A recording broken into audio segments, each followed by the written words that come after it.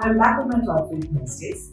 And this is something we use at Ormax quite a lot to get to the of the This reminds me that you have to get to the heart of the matter, how do you crack a challenge, and how it is important to find the pulse of what the consumers do. And I want to talk about one of my favorite memorable studies, which is the Dinshaw's cone study. It's an ice cream study, and okay, there are many things I'm not a great fan of, and I don't eat ice creams a lot. But for me, it was fascinating when they said that we want you to understand why people love having a cone ice cream. And 2 or 3 things happened. The first thing was, what is the relationship of the cone in the consumer's life? And there were 2 things that we did. One was, we actually deconstructed the cone ice cream. There's a top layer, there is a middle, and then there is a bottom. And when we understood these elements of the cone, we were able to understand why a consumer who loves cone prefers a cone ice cream. Take a guess. What was the piece of resistance for a cone ice cream? I'm sure while you're taking a pause and thinking and your mind is trying to crack this, the bottom of the cone, this much, is filled with chocolate. And that chocolate is something, that small little teeny piece filled with chocolate, it's like a treat. So when you eat a cone ice cream, I want you to visualize right now. You stand on the top, it's got this nice creamy layer. Then there is a middle which is actually not very soft because it's thoda sa kadak because of that ice cream thing. And then when you get down to the bottom, you're left with this lovely treat, which is a cone with chocolate filling.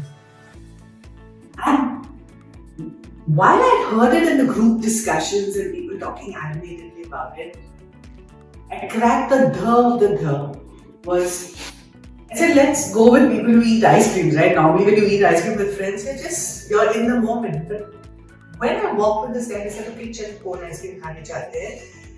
He picked up his favorite, which I think was Amul. I remember that. And as I was talking, we were all talking, suddenly that last bit of the cone fell from his hand, it slipped from his hand. And I could see the devastated look on the person's face. Almost like that was what the cone ice cream was about. And I said, have another one. He said, no, Reno. And I spent time only understanding this specific aspect and how much of it was important, why was it important. And it was something that changed my mind or added a great value to the presentation. That was one moment which was the of the.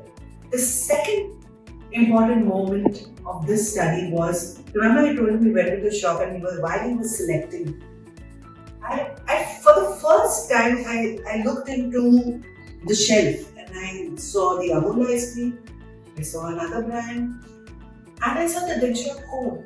And our Dinshaw cone ice cream looked very small. And that told me that we needed to even look at the packaging. Our product was good, everything was good, but when the consumer was picking it up, he was not getting the right cues and messaging from our packaging. And this is where Ormax can add great value, because when we started, we didn't know that this could be a challenge and a problem. And when we finished this presentation, in fact, one of the recommendations was to re-look at the packaging. What does our packaging communicate about our product? And that's why I started that at Ormax. We use this quite often, the phrase, getting to the of the. And I'm not saying you need to use this phrase, but keep this in mind when you're approaching your work.